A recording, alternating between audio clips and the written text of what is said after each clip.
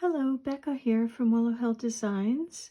Welcome, and welcome to the new subscribers that I've gotten to my channel. Thank you very much for joining me on this little YouTube adventure, and thank you for the nice compliments that you leave. Today I'll be sharing my beginning of the vessel prompt for Roxy's Journal of Stitchery, Volume 5, and this is the June prompt. And the prompt was, of course, to make a slow-stitched vessel. And so these are some of the things that I gathered to slow stitch with.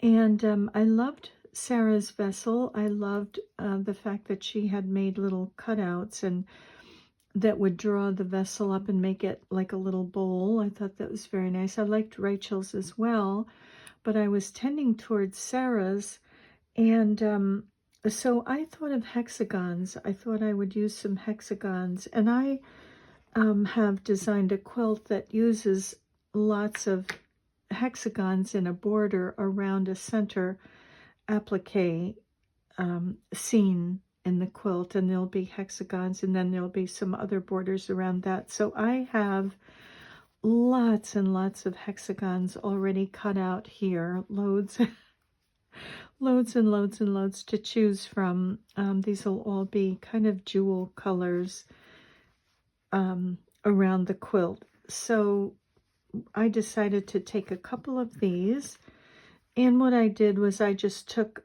a hexagon and I used a hexagon template, and I just drew around it. This is a metal hexagon template, and I just drew around it and then cut out with a 1/4 inch seam allowance all the way around this, because I'll be sewing these by machine. And so that really is where my little vessel started, with these hexagons. And I was going to use this one originally as the outside of the vessel, but then I thought, well, maybe this is just a little bit too busy, and will lace and things show up very well on this. I do love this fabric. I think it's very pretty. So I think I'm going to use this for the interior.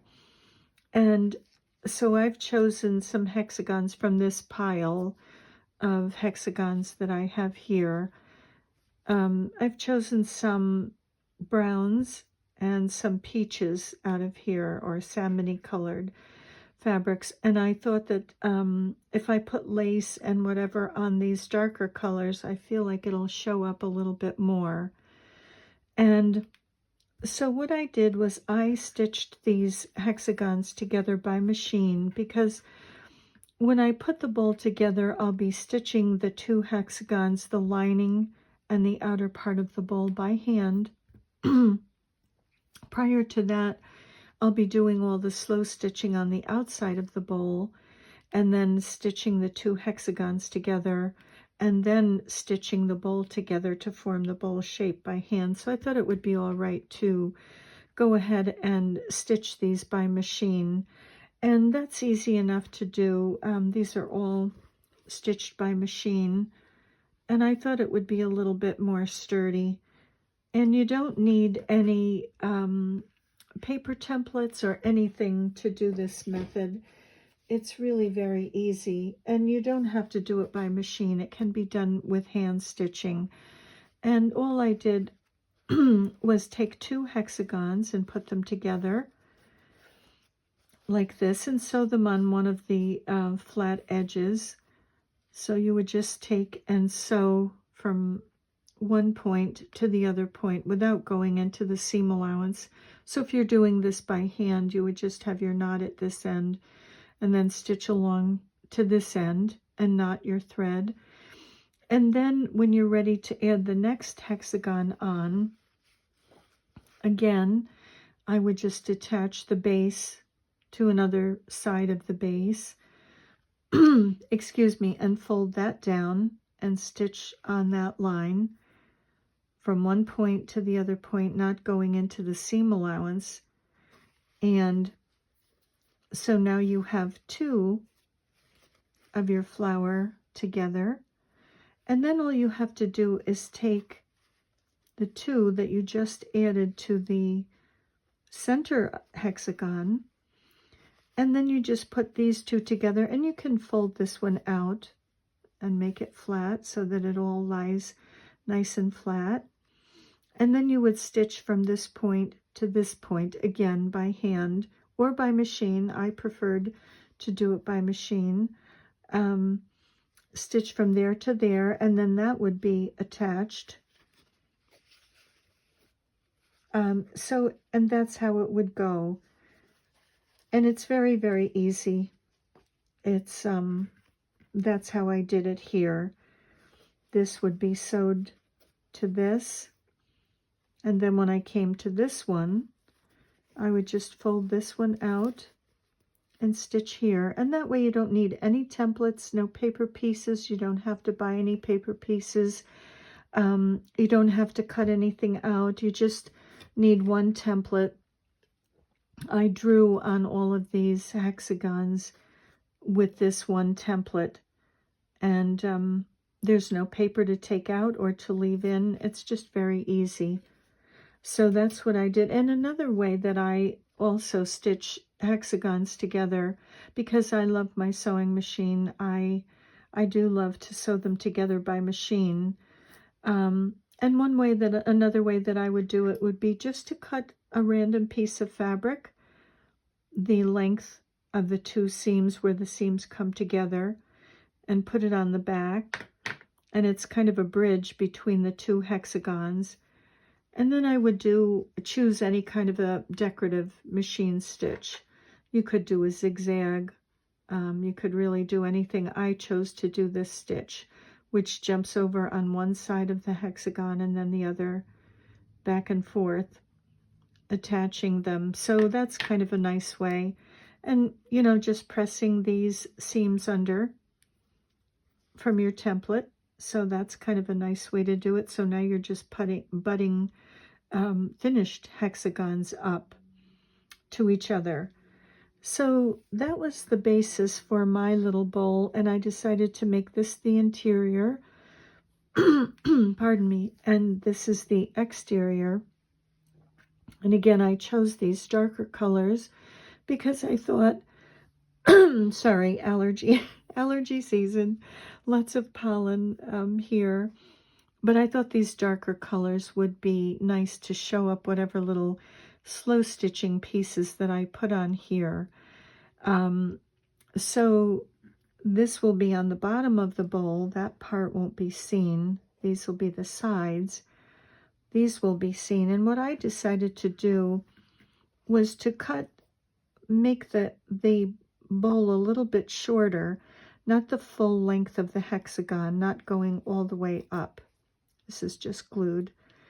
I pressed all the seams under on this lining piece, and then I pressed under 5/8 of an inch, actually a little over 1/2 of an inch, so that the bowl will be a little bit shorter. And for the outside of the bowl, for the exterior, I cut, tracing the sewn hexagons together in the flower shape. I placed this on fusible Pellon batting and traced that shape. And then I just laid it on my outer portion, and I cut away about 5/8 of an inch all the way around, because I'm going to be folding these sides down. I don't want the full height of the hexagon.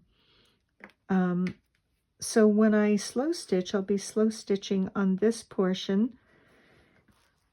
And when that's all done, when the slow stitching is all done, I will be putting, let's see, I marked so that I know which way they fit. This says top, and this has T for top.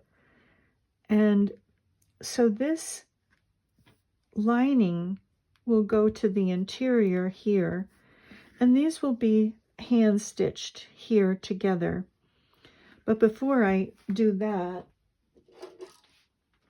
before I actually, now this is once the outside is all decorated with slow stitching, I will just take these little flaps that I've left of the original size.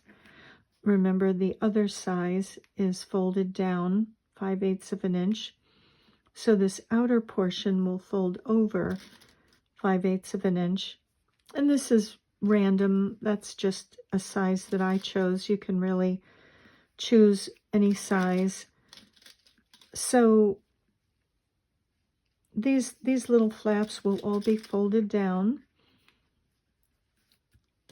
and I will just hand stitch these down all the way around, and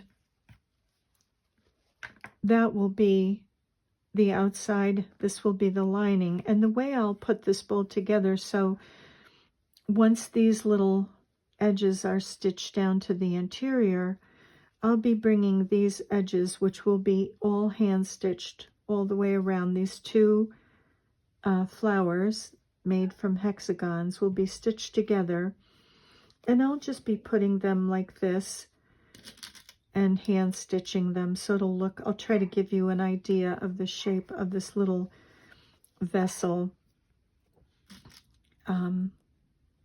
And I probably, I'm thinking I'll put my wonder clips maybe in this little vessel. I think it will be cute for that. Although you could really, I guess, put anything, and you could use larger hexagons or smaller ones. I did have a larger hexagon template, but I don't want a bowl that is too big. And that fusible fleece or batting, it's really fusible fleece Pellon. It's just a nice weight. It gives the bowl a nice body. So these little points will all be hand stitched, and that's what my little bowl will look like. And I will stitch. I will go through and do a running stitch where that center hexagon meets the other hexagon. So that will be the interior of the bowl, and this will be the exterior. And it's a good sized little bowl. And I'm thinking, I thought originally I may take these little, I kind of like these little points. I think they're cute. But I may take them and just fold them over and stitch them flat. That's a possibility too, to just fold these over. And you can do them like that, or you can, just depending on how you'd like to twist them, you could feature whatever fabric is on the outside. Whatever hexagon you'd like, you can feature by putting these little points down, and it would be easy enough to just stitch them down to the side of the hexagon next to it. So this is kind of a little rough version, but it could look like this as well. And so it could look like that, and I guess this one would be reversed. If we were following a little pattern, would probably do it like that. And I could have reversed it and done the brown folding over the peachy color, but it could look like that. So that will be my little bowl, and I think the best way to really stabilize it all will be, after I've slow stitched everything to the outside, what I will do is I will do a running stitch around here just to secure this interior, and then I will probably do some quilting stitches along here as well. Something with a thread that is kind of invisible. I may do sort of a little running stitch going in between the 2 layers of fabric, running my needle instead of going all the way through to catch. When I come up, I may just go under the fabric and then come up again and under, so that things don't show from the outside, depending what I've put on the outside. But I'll try to keep these together so that when I do bring everything up into the bowl shape, there won't be any wrinkling or anything like that. So that's my plan there.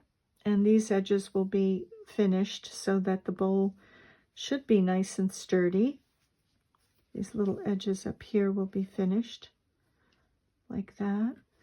And so some of the things that I have chosen to put on the bowl, and again, as I said, I decided against this because looking at laces and things, as much as I love this fabric, I think it's better to have the darker colors somehow behind, so that whatever I put on top, it will stand out a little bit more. So I have some laces. I have some little pieces of lace that I think will be pretty on here. It's kind of a small canvas for each hexagon.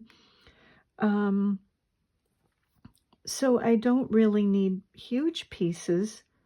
These are some of the things that I have just pulled out quickly. I like this one, and I have this is from one of these little dresser scarves. I think this is from this one here. And maybe just doing something like this on the outside, and that way you still get the peach showing through, but having some laces and things on it. Some pieces of muslin I may add. Here's another piece of lace. This is a pretty piece of lace. This is a little tiny daisy. I don't know how much this would show up, but it could look pretty, I guess. This is a little, hard to tell, but it's a little blue flower. And I coffee dyed all of these. These are all coffee dyed. So some of those may be added. Here's a little doily. A portion of actually a tablecloth. So this could be added on here on one of the sides. Or this. Let's see, which is the right side of this? I think this is. So this could be added on there. It could have another little piece of this. Again, just depending. Here's another little flower that I had. The coffee's a little bit more concentrated on this side. A little piece of a doily that could be put on here. Let's see, what else do we have? I have these hearts. I can cut a heart off of here and use that on there. One side is a little bit darker. This is, I tend to squeeze some of the coffee out. And just this little tiny snippet of an embroidered linen napkin, which I thought was very pretty with some cut work. Even something like that could be pretty with something next to it. Really, I suppose you can just put anything. That will be the fun part to play. Here is some more of that lace. That could be put on there, or maybe one of these motifs could be put on there. Could be put on the brown. They show up very nicely on the brown. Or something like that, where you can see some of the red, this kind of a peachy red showing through. There's some tulle that I dyed, which I don't know, maybe a little piece of that under something. And there's this lace, which might look pretty on here, on one of these. And let's see, there's also, I have these little, I guess they would be a dresser scarf at one time. So I may use some of this fabric. I think that's very pretty. I may put a piece of that, a snippet of that in there, something small, and then something next to it. I haven't gone through any of my fabrics yet to see what fabrics I'd like to add, what possibilities. This is a piece of a linen napkin that could be sewn on here. This is a piece of a scarf, a lacy scarf, maybe a little piece of that. And this is very pretty. I hate cutting these things up, but maybe some of that gold could go on here, or maybe some of the blue. A little tiny piece of that might be pretty. I also have these. I have this little piece of lace. I can use either side if I don't want the sparkles on there. I could use the flower or one of the leaves. There's a little piece of torn fabric that might go on there. Another piece of lace. This I love.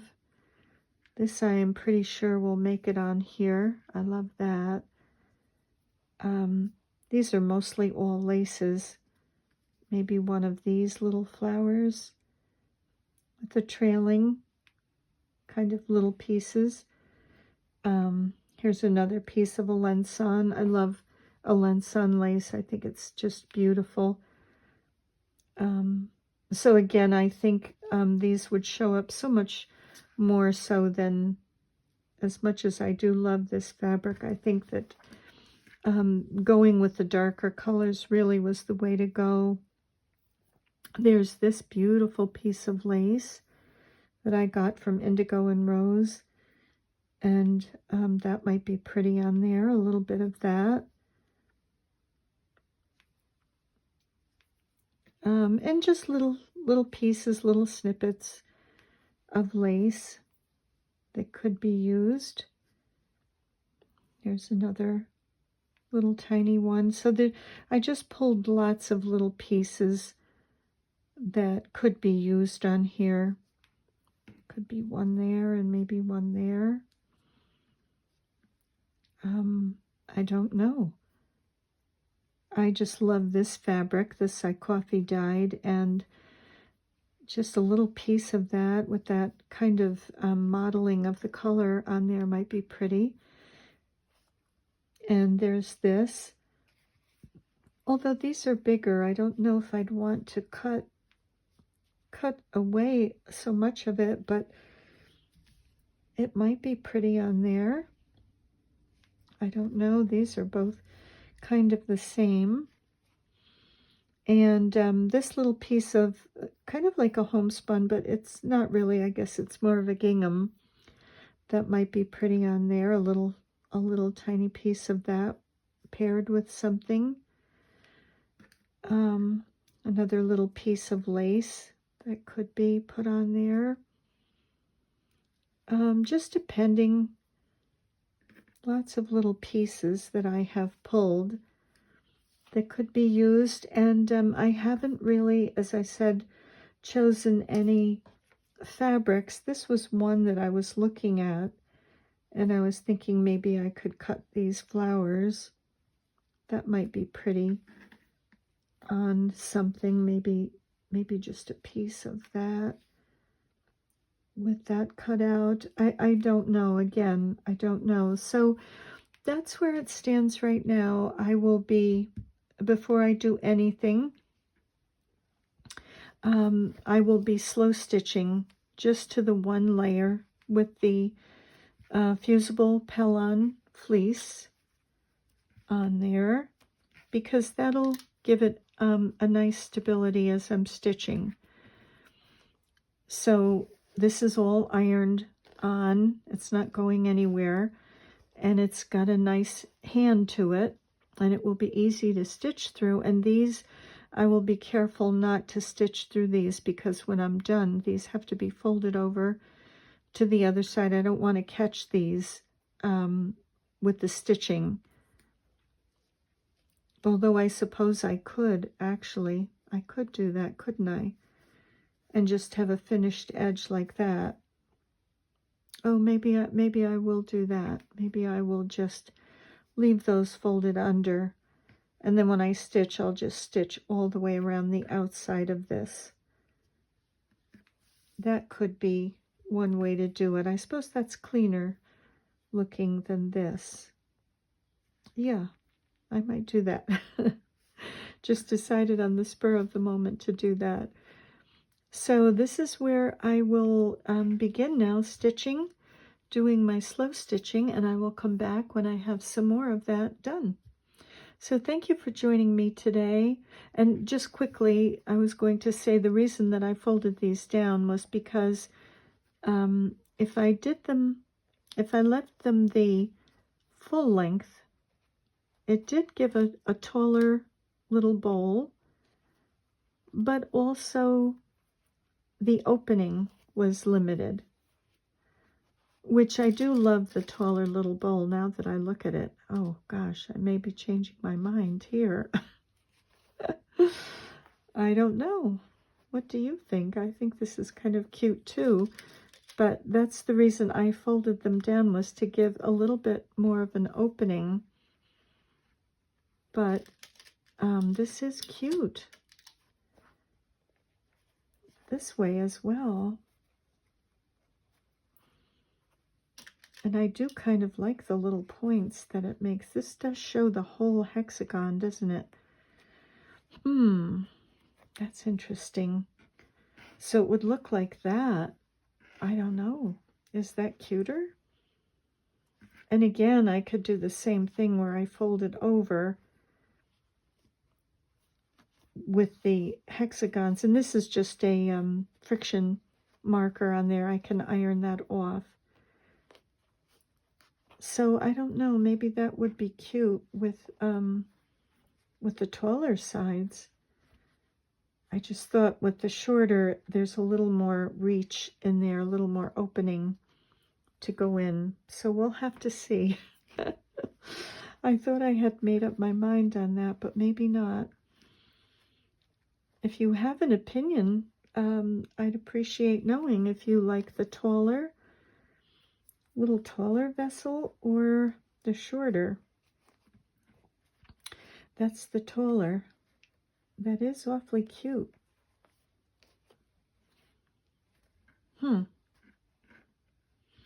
here's the bottom, and that would be the interior. And I haven't cut anything off, so I can fold these up and attach them up there. So we'll all decide on that. But so the next step is slow stitching. So thank you for joining me today, and I'll see you in the next video. And in the meantime, I'm wishing you many blessings. Bye for now.